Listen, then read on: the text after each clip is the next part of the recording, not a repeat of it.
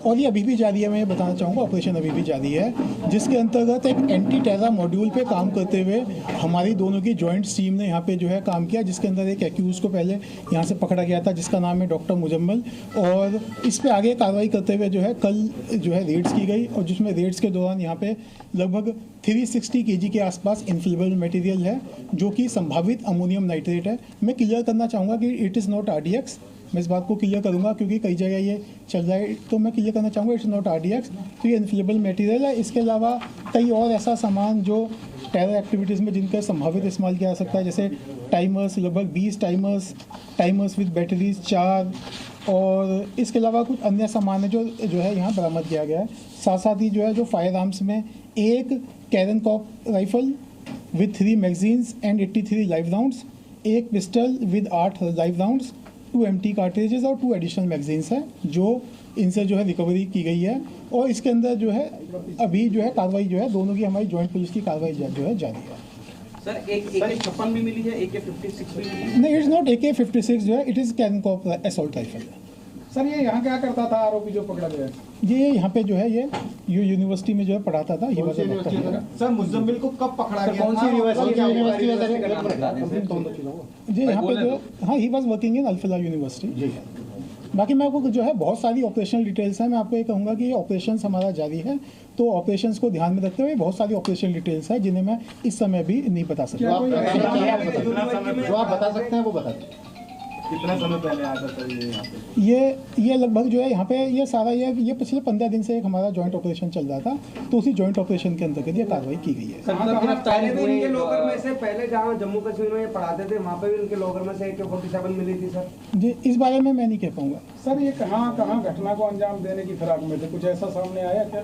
देखिए, इस बारे में भी इन्वेस्टिगेशन जारी है। जैसे मैंने आपको कहा, एक वृहद नेशनल सिक्योरिटी को ध्यान में रखते हुए बहुत सारी ऐसी डिटेल्स हैं जिन्हें अभी इस समय बताया जाना उचित नहीं है।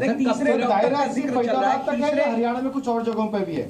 देखिए, ये अभी तक की जो इन्वेस्टिगेशन है उसके हिसाब से अभी यहाँ पे ही है, फरीदाबाद में। इसके अलावा अदर जो है एरिया में भी है, जैसे एक एक्यूजर इसके अंदर सहारनपुर से भी इसके अंदर गिरफ्तारी हुई है। तो एक ये जो है, हाँ, ये एक बड़ा मॉड्यूल है। एक और डॉक्टर का जिक्र किया जा रहा है, ये डॉक्टर भी क्या इसका मुजम्मिल का साथी है, यहीं पर रहता है या कोई और डॉक्टर? नहीं, जो ये डॉक्टर है ये Muzammil is a doctor, he is a doctor. नहीं, तीसरे एक और डॉक्टर की बातचीत जो अभी फरार है। हाँ, उसके बारे में भी जांच जारी है। मुजम्मिल को कब गिरफ्तार किया गया फरीदाबाद से? सर उसे करीब 9-10 दिन पहले गिरफ्तार सर कितने लोगों की गिरफ्तारी हुई है? ये तीनों लोग क्या करते हैं, मतलब कितने लोग गिरफ्तार हुए? अभी तक इसके अंदर 2 गिरफ्तार हो चुके हैं, जिसमें से एक हमारे यहाँ फरीदाबाद से गिरफ्तार हुआ है डॉक्टर मुजम्मिल। एक अन्य की गिरफ्तारी J&K पुलिस के द्वारा वो सहारनपुर से की गई थी। आदिल राठर की सहारनपुर से। सर ये फरीदाबाद से आता था या इलाज करता था मरीजों का? हमारा ही was a physician there. Sir ये कब से फरीदाबाद में रहना था? सर आपने कई हत्यारों का जिक्र किया है, ये कैसे इनके पास पहुंचे, कहां से आए, कौन इसमें शामिल हैं, क्या कुछ इसमें? देखिए, मैं इसके अंदर अभी बहुत सारी, मैंने आपको जैसे कहा अभी, क्योंकि ये मॉड्यूल है, इस मॉड्यूल के ऊपर काम अभी जारी है, अभी इसके अंदर आगे काम काफ़ी जारी है, तो मैं इसकी बहुत सारी ऑपरेशनल डिटेल्स जो है नेशनल सिक्योरिटी को ध्यान में रखते हुए शेयर नहीं कर सकता। पहले पुलिस ने नहीं बताई थी क्या सुरक्षा की दृष्टि से वो बात रखी गई थी? जी हाँ जी, जैसे जो ऑफकोर्स बिल्कुल मेनली है सुरक्षा की दृष्टि से, क्योंकि अभी हम नहीं चाहते कि इसमें जो आगे के जो ग्रुप्स है, गैंग्स हैं, वो उसके अंदर अलर्ट हो। सर एक सवाल ये कि जो बरामद हुआ है वो जहाँ रहता था वहाँ से या जहाँ पढ़ाता था वहाँ पर, वो अगर डिटेल आप? एक रूम था, जो रूम इन्होंने ये रखा था, एक एक्स्ट्रा रूम, उस जहाँ से ये बरामद हुआ। जंगल के साथ में कोई और रहता था या अकेला रहता था? ये अकेला था। धौज में ये रूम है, कहाँ है? हाँ, धौज थाना क्षेत्र के अंदर है ये। मकान मालिक से भी बातें सामने आई है?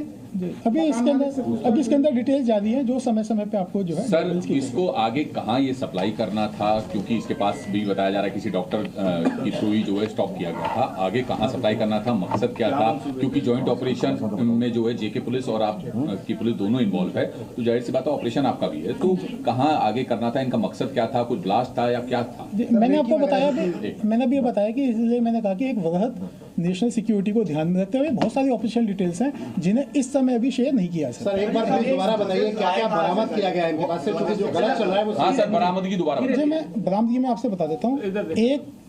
एक कैरनकॉप असॉल्ट राइफल है with 1 Krinkov assault rifle with 3 magazines and 83 live rounds, एक pistol with 8 live rounds, 2 empty cartridges, 2 additional magazines, इसके अलावा 8 बड़े सूटकेसेस हैं, 4 छोटे सूटकेसेस हैं, प्लस एक बकेट, जिनसे अप्रॉक्सीमेटली 360 kg जो है इनफ्लेमेबल मटेरियल बरामद हुआ है, जो कि सस्पेक्टेड अमोनियम नाइट्रेट है। और इसके अलावा टाइमर्स 20, टाइमर्स विद बैटरीज 4, एक जो है remotes 24, heavy metal approximately 5 kg, और walkie talkie set, electric wiring, batteries एवं अन्य इस तरह का जो कॉन्ट्राबैंड मटेरियल है वो रिकवर किया गया है। आरडीएक्स वाली जो बात आ रही थी वो नहीं, हाँ, RDX वाली बात गलत है, it is not RDX। AK-47 वाली sir, it is not AK-47, मैंने बताया it is basically Krinkov assault rifle. ये AK-47 के जैसी होती है, उससे थोड़ी छोटी होती है इसकी rifle, but it is not AK-47। Sir ये अमोनियम नाइट्रेट कहाँ से आया है सर? 60 किलो, ये इसका पीछे का लॉजिस्टिक्स क्या है ये बता दीजिए। मैंने आपको बताया कि ऑपरेशन इसके अंदर जारी है और इसके बहुत सारी डिटेल्स हैं, will share in due course of time. कितने दिनों से यहाँ पे किराए पे रह रहा था वो? जी, मैं बताया जैसे ये जो सारा ऑपरेशन है पिछले 15-20 दिन से ये चल रहा था, राइट। ये कब से रह रहा था यहाँ पर सर? दे दीजिए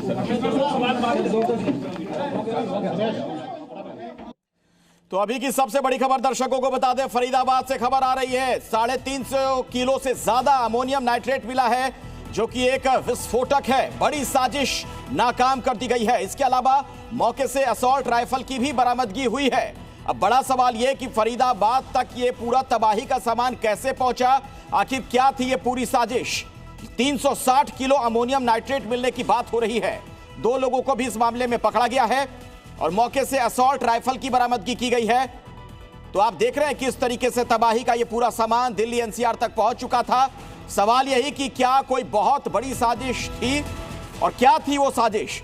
दिल्ली NCR तक इस तरीके से विस्फोटक का पहुंच जाना, वो भी इतनी बड़ी मात्रा में, 360 किलो अमोनियम नाइट्रेट।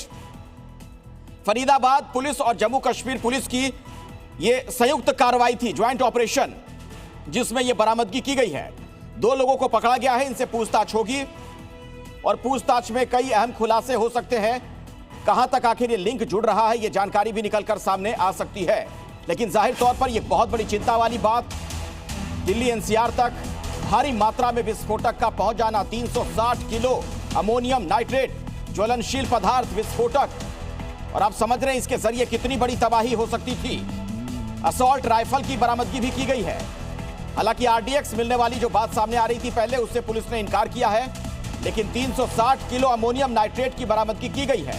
पिछले लगभग 2-3 हफ्तों से इन सब पर नजर थी। 8 बड़े सूटकेस भी मिले हैं पुलिस को, उन्हें भी खंगाला जा रहा है, तलाशा जा रहा है कि उसके अंदर है क्या। 360 किलो अमोनियम नाइट्रेट मिलना जाहिर तौर पर एक चिंता की बात है। दिल्ली NCR का हिस्सा फरीदाबाद, और वहां तक अगर ये तबाही का सामान पहुंच रहा है तो सुरक्षा में चूक को लेकर भी गंभीर सवाल खड़े होंगे। आइए सीधे आपको लिए चलते हैं राजू राज के पास। हमारे सहयोगी एक बार फिर से हमारे साथ मौजूद है। राजू, और क्या अपडेट है आपके पास?